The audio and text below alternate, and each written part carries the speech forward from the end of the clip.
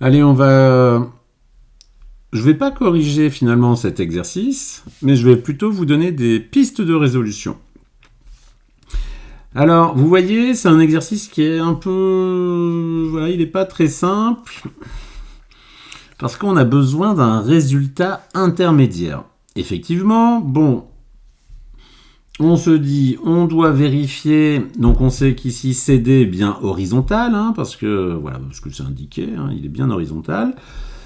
Et on doit se dire, bon, est-ce que AB est horizontal pour pas que le ballon tombe? Donc si le ballon, si AB est horizontal et que CD est horizontal, bon, ça veut dire que les deux droites, AB et CD, sont parallèles. Bon alors, si on doit trouver qu'on a des droites parallèles et qu'on a une configuration ici un peu triangulaire, on pense tout de suite à la réciproque du théorème de Thalès. Et on a tout à fait raison.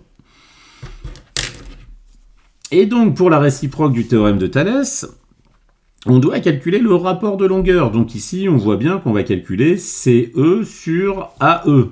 D'accord? Ou l'inverse, AE sur CE, c'est vous qui voyez. Le problème ici, c'est qu'on regarde sa figure et on se dit, mince, j'ai bien BE, mais j'ai pas DE. Alors ça me bloque. Donc, comment on peut faire pour trouver cette longueur DE?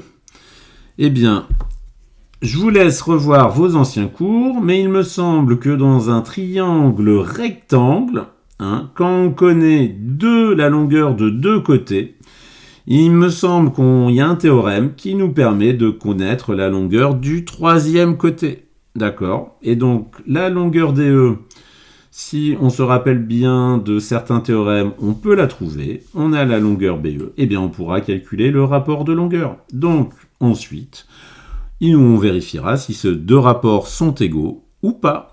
S'ils sont égaux, eh bien c'est bingo, on utilise la réciproque du théorème de Thalès. Sinon, le théorème de Thalès nous dit simplement qu'elles ne seront pas parallèles. Allez, je vous laisse chercher ce résultat et m'indiquer ce que vous avez trouvé.